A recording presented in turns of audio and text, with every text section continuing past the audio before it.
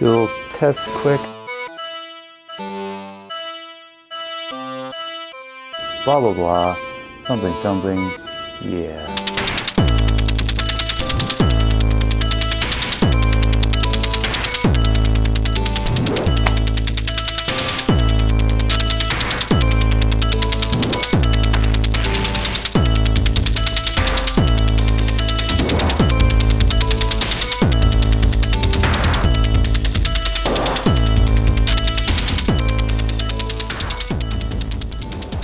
Hey y'all, Truck here. It feels like coming back from the dead. It's been so long since I published any video content. There's lots of reasons for that, some of which I'll get to here, but regardless, it's good to be back. Now, today is the first installment of a series playfully entitled Stu-stustudio. Don't mention it. Breaking down my rather complex studio configuration. Now we're just going to cover some of the foundation and goals in this one, and then we'll get into the grittier details in future episodes. But before we can get into specifics, I feel like we need some backstory. Now, I don't know about you all, but lately, every time I think I have the perfect layout in my studio, something either changes by choice or by requirement, and it feels like the whole thing just blows up. While my studio setup has always been a bit of a constant evolution, the intervening time since the start of the pandemic has been especially bad for its stability. Not gonna lie, my albeit temporary modular addiction certainly didn't help things either, but mostly it was caused by other factors, namely moving. Now first, at the beginning of 2020 in January, I moved everything to my commercial space in Philly. And then, in February, the pandemic hit. By March, about a month after getting that setup pretty much perfected, lockdown happened. And as a non-essential business, I wasn't allowed to be open and active, so home again it all came. Then I spent lockdown shuffling things around the house and trying to work out an ideal setup. It took several months and a lot of effort, and what resulted was pretty intense and rather extreme for a small bedroom. And it ran about as hot as a data center's server space when it was all powered. And as effective as it all was, with literally every piece in the racks available via patch bay and controlled from the Circlon, it was cramped. And eventually I found myself more intimidated than inspired by the layout. So what did I do? I moved it all back to the studio again, of course. At this point, a year had passed. Lockdown was fading off over the historical horizon, and it was also clear that most of the businesses in the building had never actually stopped operating during the restrictions, so it seemed safe to rejoin the world and make proper use of my space again. But there was one remaining problem. The studio was across town. If I woke up in the middle of the night with an idea, good luck getting it down, and having to spend significant portions of time there with a newborn on the way, and at this point actively within the household, had previously generated quite a bit of stress and strife on the home front. So I decided to split things up. Most of the gear went back to the studio, but I kept a small setup at the house too, to ensure I could capture ideas and practice concepts when I was at home. I decided to center the home studio around Electron gear. I already had the analog rhythm, and added to it an analog 4 and an octatrack, since I found the combination inspiring. So finally, with a giant sigh of relief, I thought to myself, I'm done rearranging. I am finally done rearranging. This was August of 2021 at this point. I hunkered down, I focused on rebuilding, and even started building the foundation for a modular society. We even had a really nice event on October 15th of 2021. Akil Adam talked about some of his tracks and overall philosophy. But then, on October 18th, 2021, 3 days later, some brother of some high school kid armed with a semi-automatic just mowed down a bunch of folks on our block at home.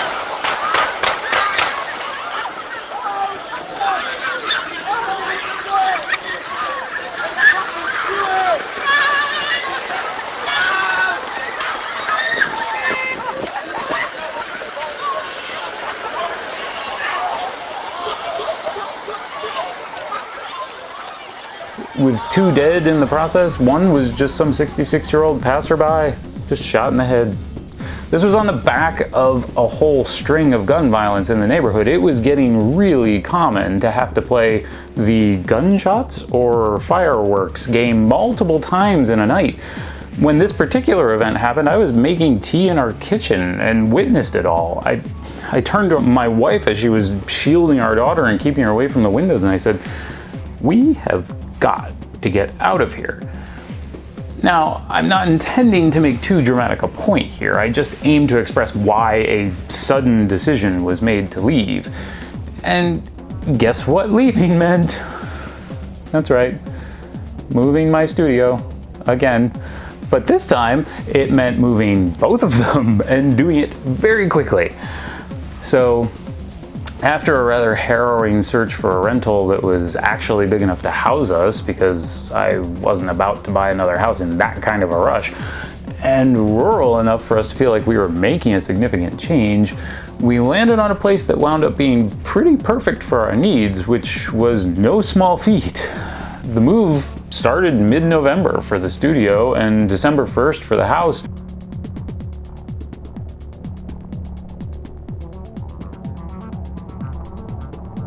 Now, 4 months later, here we are. Now, my progress hasn't been the speediest, although it hasn't been too bad, all things considered.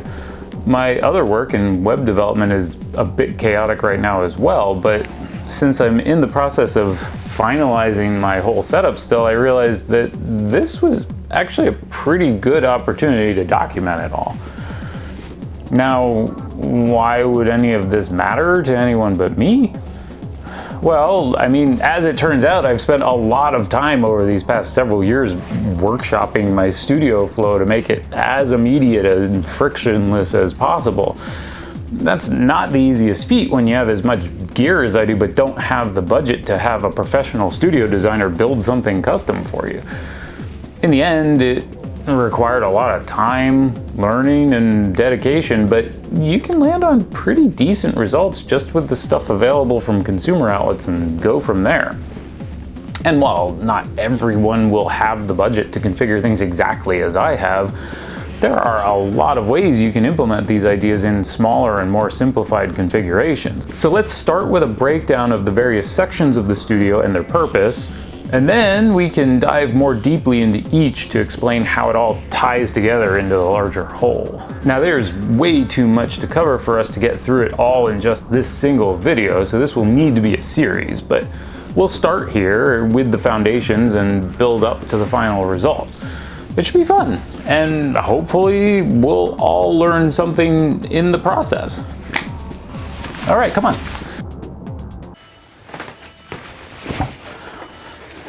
I should start by saying that before I had the idea to film this series, I actually thought I was almost done with the setup phase and hadn't actually considered really documenting any of it. But then, after a few weeks of working with my rather cumbersome modular wall, I realized that I should probably wait to finalize everything until I had completed an upgrade I wanted to make to a large Needham Woodworks cabinet, a double 21U. It's still in production at the time of this filming, but it's going to be really great. And in talking a bit with friends about the overall lack of good studio setup videos on YouTube, I realized that it might be beneficial for folks for me to lay this all out and give a window into my process. The interesting thing about this for me is that I'm actually still working out how to handle some of the additional configuration in the new space, and I fully expect to rework some of my current concepts in the writing and filming process, as I definitely haven't solved all the things yet at this phase, but that's all part of the fun, right? So let's dive into the goals of this configuration, since it will help explain each piece in context as we go. The idea for the studio is to incorporate each of the following. 1. A solid and transparent mix position with plenty of hardware power, software integration, and automation available. 2. Easy access to gear that's important to interact with from the mix position, such as preamps, channel strips, and audio interfaces. 3. Permanent patching of all hardware synths and samplers to multiple destinations. Recording should be able to be achieved at the click of a button for any device in the studio, including the modular synth and all its separate channels. We want zero barrier from idea to execution. 4. Integrated control of any MIDI-capable sound source in the studio via the Circlon. It should be the compositional hub of the entire room, and ideally controlled from either the MIDI controllers at the mix position or the dedicated directly connected controllers at the composition position, oriented around the modular synth. That was a mouthful. 5. Live mixing and monitoring of multi-channel compositions as they're being formed, without the need for the computer's involvement, or use of its near-field monitoring setup. In other words, we're going to be using a multi-channel mixer and dedicated amplification. The computer should only be required as a capture device and for final mixdown. 6. USB integration of any enabled device back to the main workstation. That means any synth, sampler, module, etc. with USB integration needs to be available for control from the main workstation. 7. The ability to run and monitor the modular system independent of the rest of the setup, including the standalone mixer. This means a third monitoring component, because I want the modular to be completely self-contained, since there are times I use it alone for compositions and sound design, and why have to fire up the whole studio just to hear that single piece of gear? 8. Integration of turntables and Serato interface for sampling vinyl and capturing live DJ sets. 9. Easy access to the full electronics workbench for repair and customization, and for building custom devices and DIY Eurorack kits. 10. Permanent setup for my amp collection, it's small, and effects pedals with wiring into the patch bay for easy reamping and routing of the pedal board to other devices in the room. 11. Permanent top-down video station for filming hardware reviews and tutorials and content for social media. 12. Permanent multi-camera system set up for live streams and performances with associated OBS template. Whew, okay, that's a lot. With this much intended functionality and just me putting it all together, you can see maybe why this configuration can take quite a bit of time to set up and perfect, and why all the geographic moves are so destructive to my output and overall productivity. Granted, some of these items only became clear as a need during the pandemic, the streaming setup for instance, but they still require quite a bit of sorting. And that's okay. While we do indeed intend to purchase a house again in the not too distant future, we're pretty happy here for now, and I don't think we'll be needing to uproot everything again just yet. We'll probably just wait until I finish everything and lock in the very last detail. I hope I'm kidding. Anyway, with all that in mind, let's start with the thing that influences every other decision we make in this process: the room. So let's face it, no one builds a permanent audio production space in an open field. You can't have a studio without a room. And if, like me, you don't have the means to build yourself a custom structure to house your gear, you're pretty much stuck with what you've got and have to make the most of it. My studio is not actually located in the house we're renting, but instead about 50 feet away in a commercial building out back on the same property. Don't be creepy. It consists of an entryway and 2 rooms separated by a folding wood divider. The entryway is a small 6.5 foot square off the main room. The main room is about 22 by 17 feet with several windows and a wide opening to the 12 by 17 foot back room. As you can see, our starting point isn't exactly ideal. Now, generally speaking, when dealing with the orientation of a mix position in a basic rectangular room, you want to align the desk to the length of the room, evenly spaced between the 2 walls. This gives you the longest path for the sound to travel before you start dealing with reflections. Now, because of this, I originally considered placing the mixing desk in the back room. And this initially seemed ideal, but once I started considering all the other gear, some clear problems began to arise. For one, it wasn't all going to fit in there with the desk. And once I started picturing how to split it reasonably between the two rooms, I started getting nervous sweats from all the images of having to dart back and forth, hitting record and running to the other room to play a synth or whatever.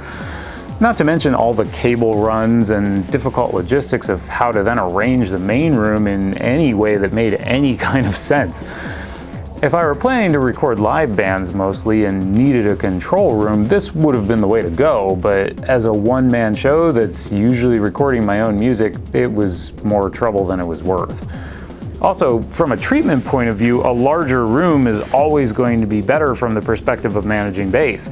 And since the main room also has higher, less reflective ceilings in addition to everything else, I started realizing that I was going to have to compromise a bit for the sake of sound and deal with the awkward layout that was almost certain to arise from it.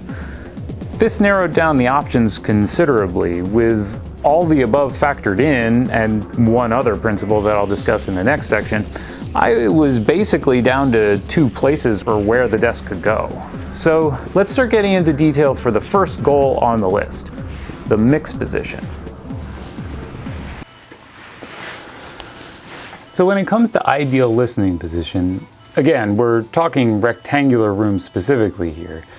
The best starting point that I've found will always be based on the 38% rule, wherein the listening position is located 38% of the distance from the front or rear wall along the room's longest dimension.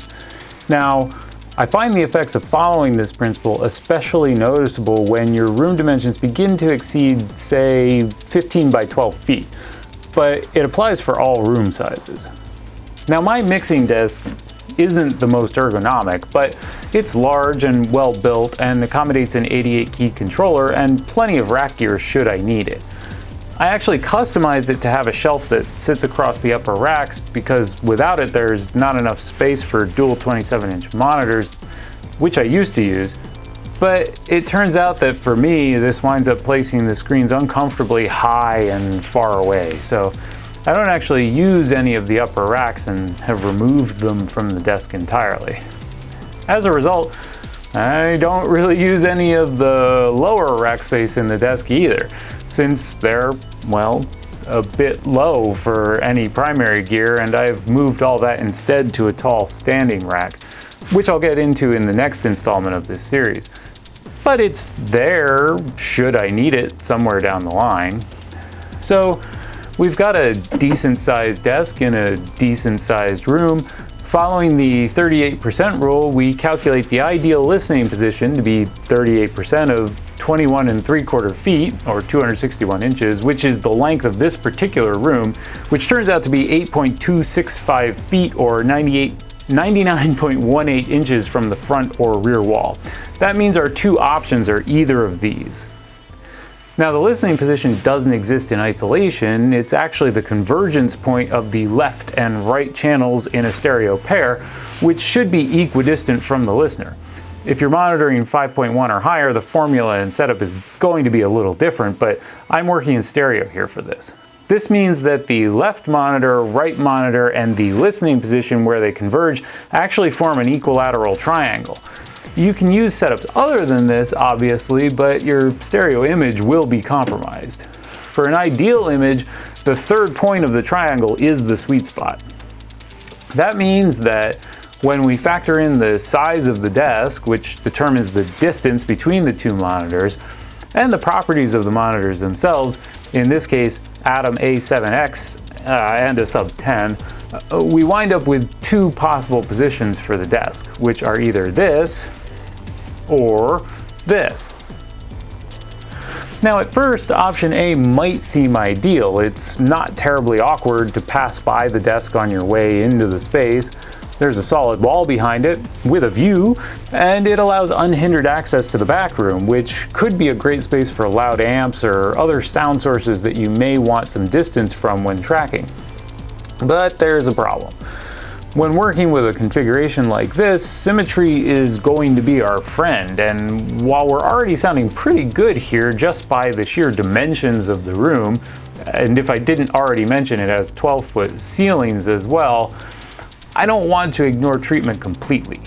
In addition, due to some of the other requirements that we mentioned earlier, the near-field monitors won't be the only monitoring system at play in this room.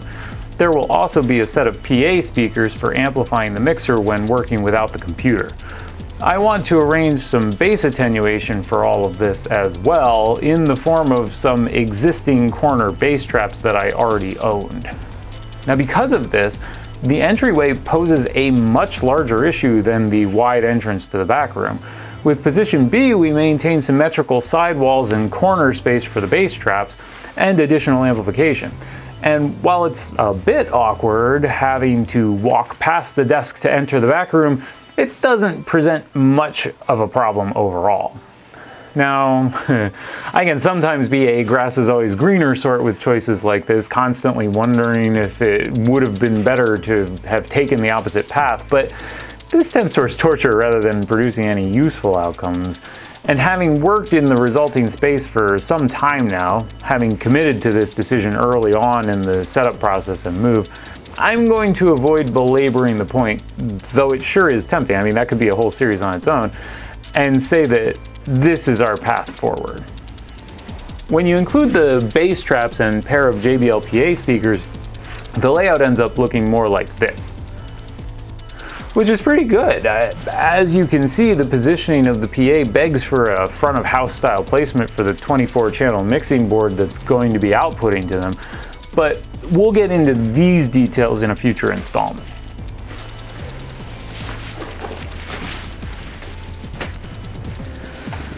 Please excuse all the clutter. Construction zone. So as you can see, we've really just started scratching the surface here. There is so much more to talk about. Now in the next installment, we'll go into deeper detail on the hardware setup for the mixing desk and start to dive into our second goal, which is easy access to some critical hardware from that position. Now that will start us exploring the 30U standing rack and exactly what it contains.